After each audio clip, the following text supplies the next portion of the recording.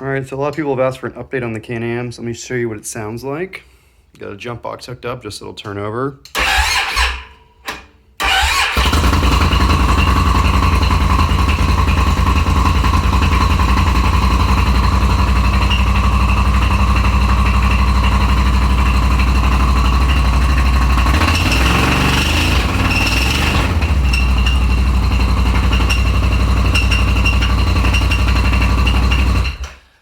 So it runs, but it's got this really weird high pitch kind of whine to it, and it doesn't want to rev out over like 4,000 RPMs. There's no knocking though.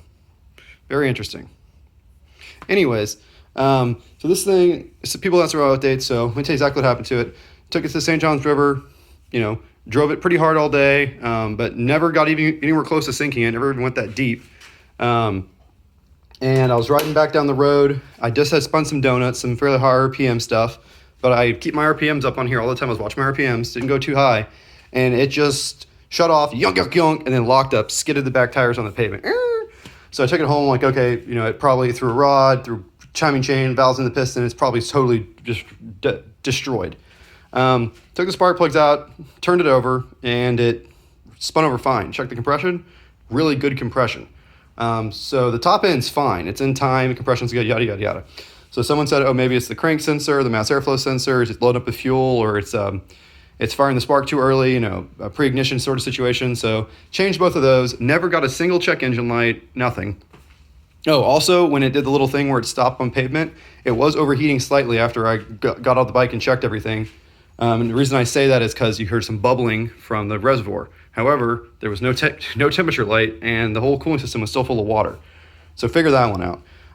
So anyways, it runs now. I can drive it around, but it's low on power, and it won't rev out like over, 3,800 RPMs. If I get it up that high, it starts to kind of sputter and wants to cut out.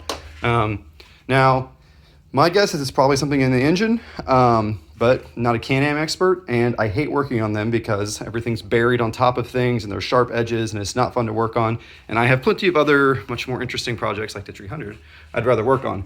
So I'm going to sell it cheap. I'm asking $5,500. That is exactly the amount of money I've put into it since I've got it. And the rear diff, the lift, the locker, 4 Demon axles, that's $1,000, brass brake pads, stuff like that. I put about $5,500 in it since I bought it.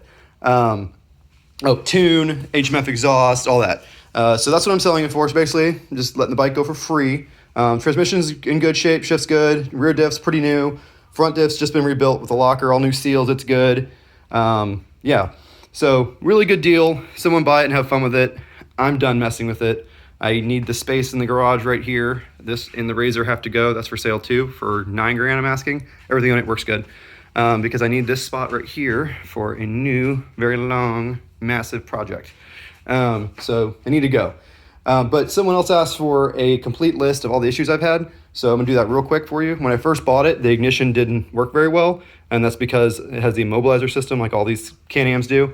Except for the newest ones, which have their own set of ignition problems, but the key falls off, you lose your key in the mud, but whatever. So to fix that, I put a new ignition, and then to really fix that, when I got the ECU reflashed, I had them delete the immobilizer part of it. So it no longer has immobilizer issues. So that was the first issue.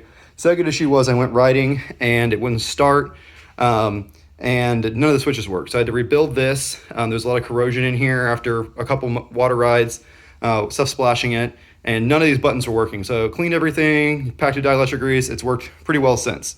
Third issue, it stopped cranking on a ride. That was the solenoid. And of course the solenoid is buried way down in there and hard to get to, so I relocated it up here. So if I do have to jump it, I can get to it by just taking the seat off.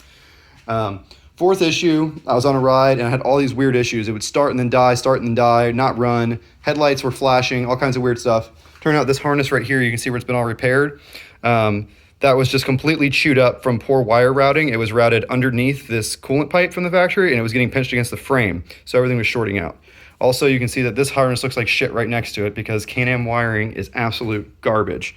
Then I had an issue, then the rear diff exploded, so new XMR diff. That pretty much happened in my driveway, doing wheelies. Then the belt exploded, and that pretty much happened down the road from my house doing wheelies with the 35s on it. It was a stock belt, so I put a Maverick 1000 belt. It's been good ever since. It did destroy the outer belt box. I had to buy a new outer belt box. And then of course it was through wheel drive, so I had to put the locker. And then I had issues with the stock axles and these axles popping out the diff. It turned out that was mostly due to the bad design of the diff and the fact that the visco lock was burnt up in this thing. So the axle couldn't seat all the way in because the two splines were clocked a little bit. So even though I was getting it all the way in, it was like working its way back out. So demon axles and deleting the visco lock completely with the torque locker fixed that. It was going through brake pads about every other ride, so brass brake pads fixed that. The reason I had to do the lift is because these things have no ground clearance stock. I mean, you think you buy an XMR Renegade, it's going to go through everything. They have less ground clearance than a Rubicon does, if the Rubicon's on 26s and this is on 30s. So had to put the 6-inch lift to get the ground clearance up. So I guess that's technically a problem I had to fix. What else am I forgetting? Oh yeah, the reason I had to buy the new exhaust is because the stock exhaust literally fell apart and was rattling and all loose on the inside, so I had to put the HMF exhaust on there. And then of course these things run lean from the factory and kind of hot, so I put the tune, which really helped richen it up and fix the overheating issue. Another issue I had that I never really fixed, the entire time I've had the bike, it cranks extremely slow. I think it's because they probably have the same starter ratio on the 1000 as they do the 570 or something, because that's what Can-Am does, the laziest engineering humanly possible. So it cranks really slow. It's always done that. And now that it's got some weird engine shit going on, it cranks even slower. That battery's not the best, but if I put a jump box on it, I can get it to fire up. And other issues that aren't really Can-Am's fault. When I put the Super ATV lift, I broke all the Super ATV axles pretty much at least once. Those Rhino axles, the first gen, the only ones they sell for their 6-inch lift, which is so dumb. Make Rhino 2s, please. They're all junk, and broke like crazy. So I swapped to all Demons, and axles have been pretty good since I did that.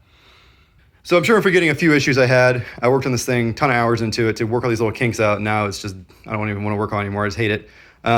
But long story short, it made it through a couple rides, like the whole ride without braking. It was a lot of fun. Did some skimming, high speed stuff, throwing mud around, stuff you can't do on a Honda. But I did pretty much everything I wanted to do with it. And there's not that much you can do with it. And I'm over it.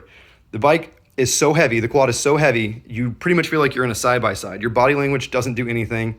The power is great, but you might as well be sitting down with someone next to you having a conversation, because you don't really get the feel of riding an ATV because it's just so heavy and top heavy, and the center of gravity is just way too high. And I don't even know, maybe if you're like 350 pounds, you could work this bike, but I can work a bike, and this thing I certainly can't work it.